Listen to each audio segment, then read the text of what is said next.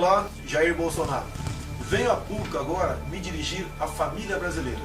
Esta família tão desrespeitada pelo governo do PT ao longo dos últimos 13 anos. O que está acontecendo comigo, para mim, não é novidade.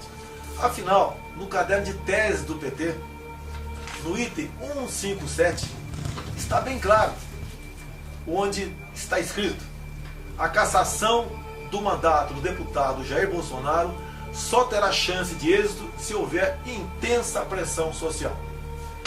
Neste contexto, entra aqui a OAB Seccional Rio de Janeiro com o seu pedido de cassação junto ao Conselho de Ética, bem como representando-me junto ao Ministério Público.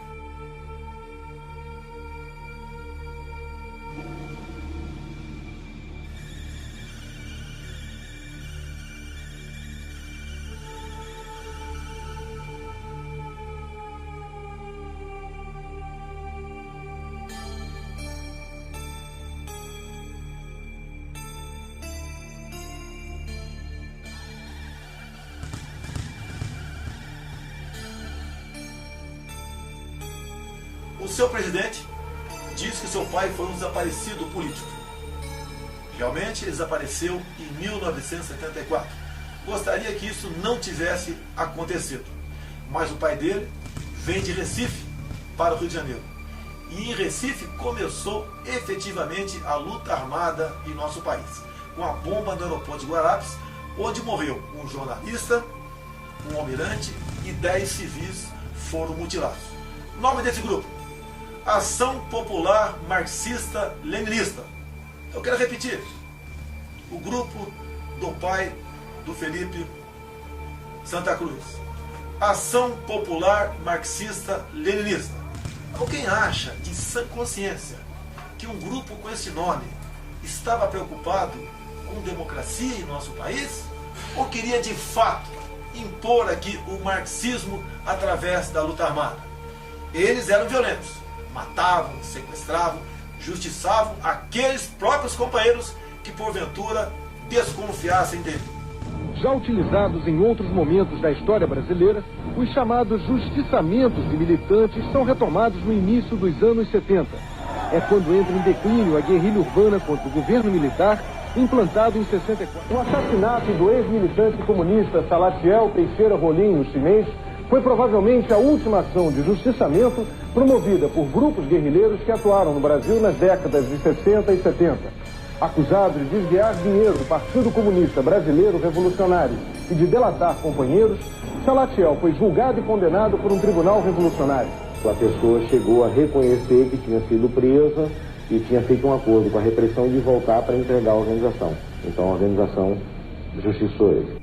Os dirigentes da Ação Popular, antes de 64, todos frequentaram a Academia Militar de Pequim para se profissionalizarem na busca do teu sucesso, ou seja, o poder pelo terror. Agora, quem é que combateu esse tipo de gente? Na época, em nome do Estado e de forma legal, um dos homens foi o senhor coronel da artilharia, Carlos Alberto Brilhante Ustra, que em seu livro conta em detalhes, com fatos narrativos, de tudo o que aconteceu naquela época.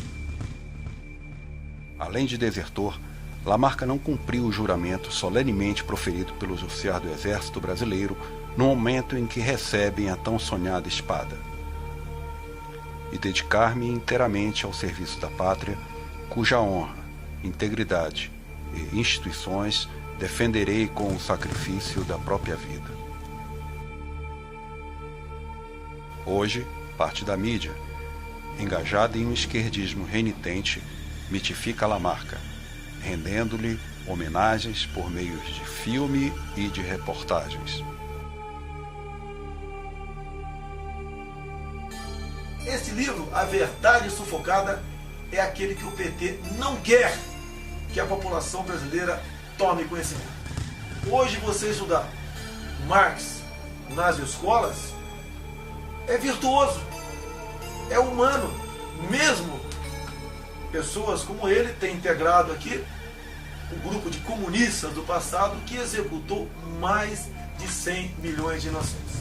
Agora, falar da obra de Carlos Alberto Brilhante Ustra, coronel de artilharia do Exército Brasileiro, chefe do DOI-COI de São Paulo, não pode.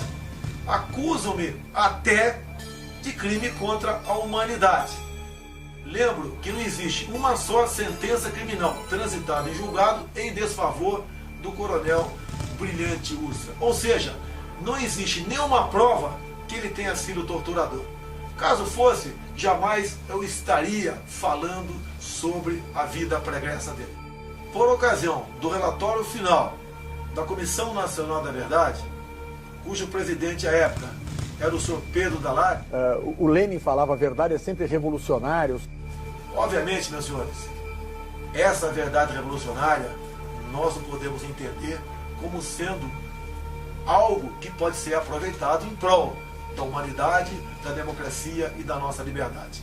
O que está em jogo aqui não é o meu futuro político. Se eu tivesse ficado quieto, não tivesse citado o nome Brilhante Ustra por ocasião da votação do impeachment, eu poderia até estar muito bem politicamente falando, já que atingia aí os 10% da intenção de votos. Não me interessa agora se eu passo para 5, 3, 15 ou 20. O que interessa para mim é o futuro do meu país. Não podemos sonhar com 2018 se não passarmos por 2016. E toda essa carga ideológica pregada nas universidades, largamente difundida ao longo de décadas perante o seio da população brasileira, não for desmistificada. Então é importante que a gente se apresente, diga nome da organização que faz parte, do DA, do CA, da universidade. O tempo é nosso aqui. Isso, já foi. Lorena, Federação Anarquista Gaúcha, Bloco de Luta. Sou Gabriel Antunes, sou estudante da Escola de Teatro e Dança da UFPA, sou do Pará, não sou de Porto Alegre.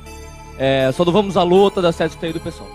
Sou Roberto, sou do Grupo Desobedeça GLBT de Porto Alegre e da Comissão Especial da Diversidade Sexual da OAB. Sou a Luane, sou do coletivo Vamos à Luta, CST PSOL. Meu nome é Martina, sou professora, faço parte do 38º Núcleo do CEPERS e também do PSTU. Juliana, do Centro Estudantil de Relações Internacionais da URGS, do Movimento Mudança e da Juventude do PT. Sou a Clara Nanda, estudante de Ciências Sociais da Unicinos e da Juventude do PT. Sou alemão, professor da rede estadual e do coletivo Resistência Socialista. Sou o Daniel, sou professor de Estado e Sociologia do Julinho e sou da Juventude do Partido dos Trabalhadores, PT. Ou alguém acha que a esquerda, no caso o PT, deixará o governo sem fazer valer as ameaças que grupos sociais têm feito dentro do Palácio do Planalto, como pegar em armas, tocar fogo no Brasil, não resistir, ir à luta? Eu peço a Deus para estar errado. Ir para as ruas entrincheirados com arma na mão se tentarem derrubar a presidenta Dilma Rousseff. A forma de enfrentar a bancada da bala contra o golpe é ocupar as propriedades deles, ainda lá nas bases, lá no campo. E é a CONTAG, é os movimentos sociais do campo que vão fazer isso.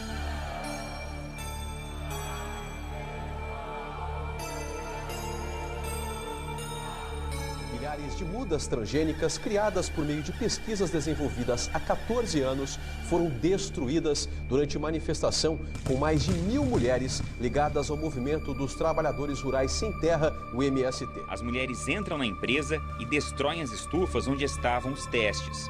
As manifestantes vieram direto para as estufas onde a empresa faz pesquisas com novas espécies de eucaliptos. As mulheres destruíram milhares de mudas que estão sendo desenvolvidas desde 2001. Em meu voto, antes de eu citar Carlos Alberto Brilhante Ustra, outro parlamentar citou Marighella, que tem como legado para o Brasil e o mundo o seu mini manual de guerrilha, onde ensinava de forma clara e didática a execução dos crimes mais bárbaros possíveis para chocar a opinião pública e chegar ao poder, como sequestros, assassinatos, roubos e execuções de policiais militares.